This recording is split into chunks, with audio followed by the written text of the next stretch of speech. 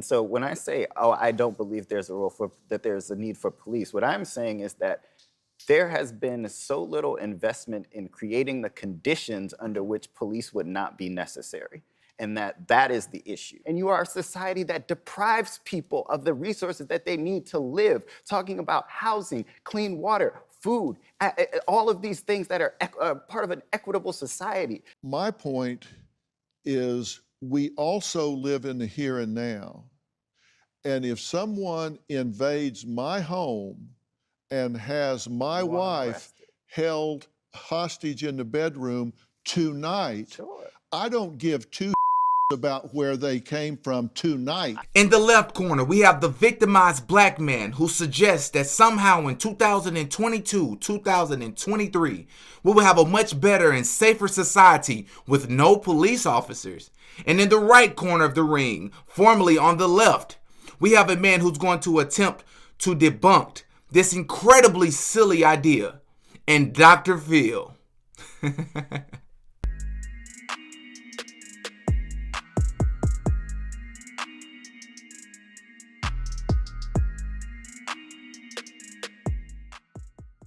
Oh yeah, Didi got a podcast. Man, welcome back to another episode of the Ruling Class Podcast, and of course, I'm your host, Didi, back up in this bitch with another video. And if you're new to the show, just know your boy's thirsty to grow. Help your boy by liking this video, subscribing to the channel, comment on this video. I always ask for you all's feedback, but if you don't do anything else, please like the video. Please like the video. I do believe that people who make content similar to mine, some would call it conservative. I wouldn't consider myself a conservative, so to speak, but some of my stuff is a lot more conservative leaning. Anyways, I do believe that because I make videos that are more so on that side, and also what some would consider as conspiracy based, a lot of my content is shadow banned, right? And you can go through my content and you'll be able to see that a lot of great videos do not have a lot of views because it's just not being pushed out there. So a way that you can help me is by liking the video. Another way that you can help me is going over to Rumble. If you haven't been to Rumble, please go check it out. It's like another uncensored version of YouTube. I have created an account over there, same name as over here, Didi Got a Podcast. Check it out in the link description as well. Please go follow that channel as well. I'll be dropping videos over there too, right? And so today we're going to be reacting to a guy who typically did not make videos like this. He did not have shows like this where they covered topics as political. But Dr. Phil, right? There's something that I came across, and I wanted to react to it because this is a topic that I covered when I first started my podcast 2 years ago. If you all don't remember, I covered the topic of police brutality. I covered the topic of defunding the police, right? And I had my friend Austin on there. Shout out to Austin if you watched this episode. And I also had a good friend of mine, one of my most popular guests on the show.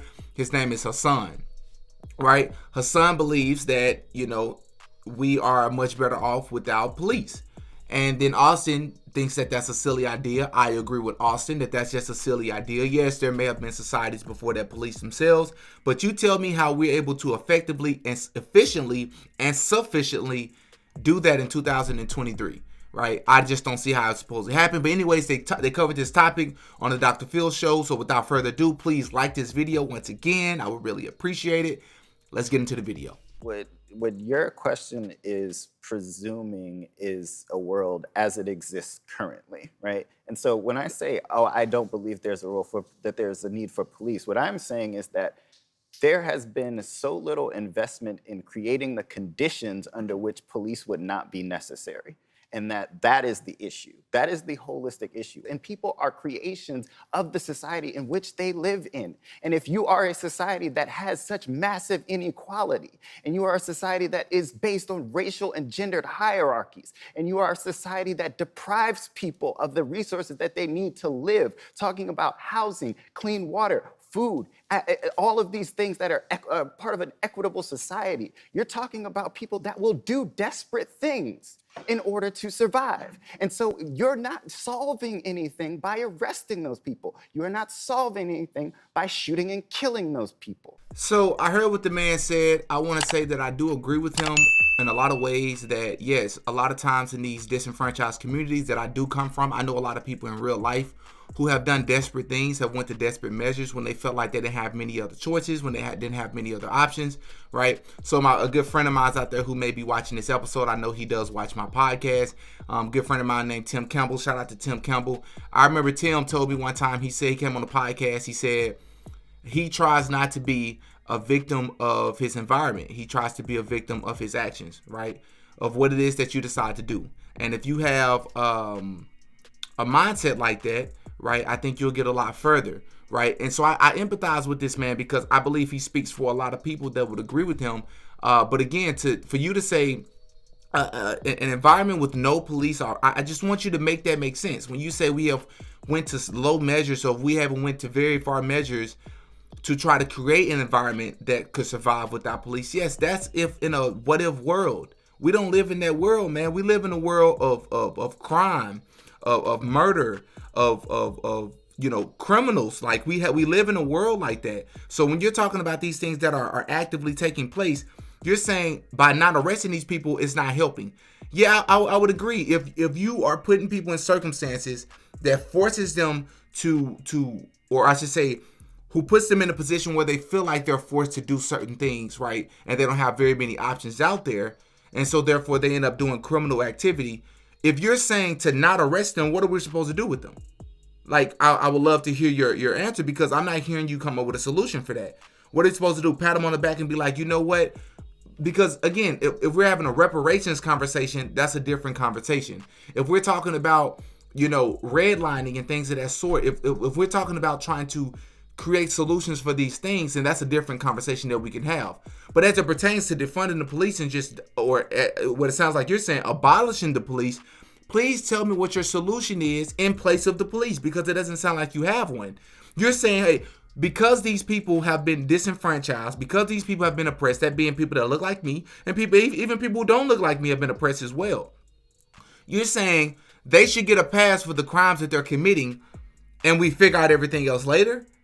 Right? Because again, I understand where you're coming from with it, but brother, to get rid of the police, that's just silly. You're not creating and you're not naming an effective solution to the problem. If we get rid of the police, we have to replace them with something, right? And it doesn't sound like you have anything in place. What are we talking about here? You're saying let the criminals go, let them just roam free, and you can get to do what you do. How would that work? Oh, you committed a crime. Are you oppressed? Are you a black person? Are you from the hood? Did you grow up poor? Oh, never mind. Let him go. Did you shoot somebody? Did you take advantage of a woman sexually? Oh, let him go. Like, what do you mean? Of course not. As it stands right now, this is how we have to deal with it. I agree with you 100% on society's failures about how that person became a criminal. My point is, we also live in the here and now. And if someone invades my home and has my wife held hostage in the bedroom tonight, I don't give two about where they came from tonight. What I care about is a solution tonight. That doesn't mean that we don't need to solve the problem so my grandchildren don't get held hostage in their bedrooms 20 years from now. But when you say we don't need police because of developmental failures, that doesn't solve the problems that are occurring tonight, tomorrow night, the next night. Those things have to be I hear you. I truly, and I'm not being facetious. I hear you.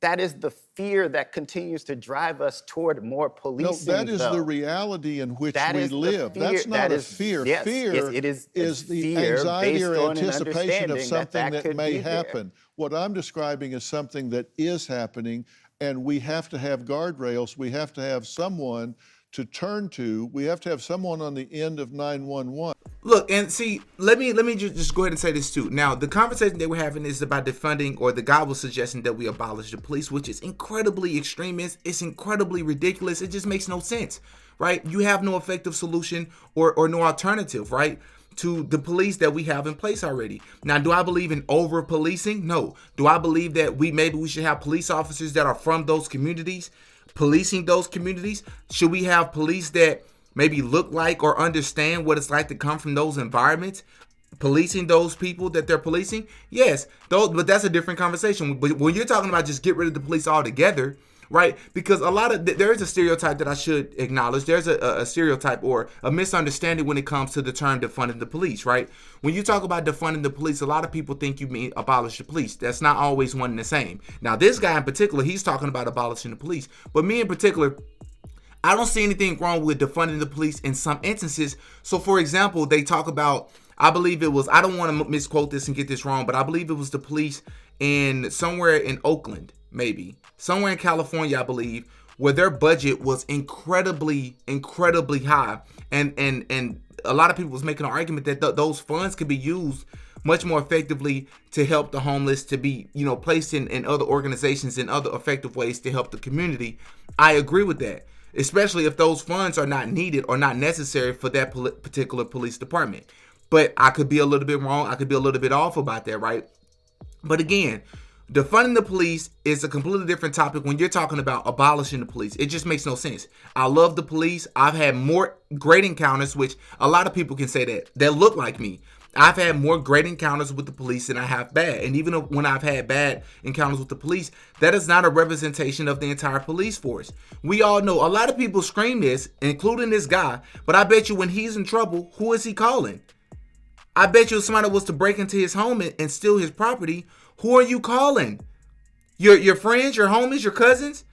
So you can commit more crime? That's a gangster mentality. That's a criminal, and that's a savage mentality. We don't live in a savage society anymore, right?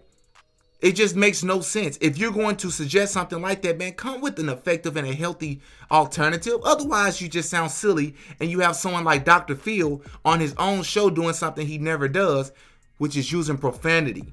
That's when you know it's ridiculous. Y'all hop in the comment section and y'all give me y'all thoughts on this topic. Until next time, peace. Oh yeah, Diddy got a podcast.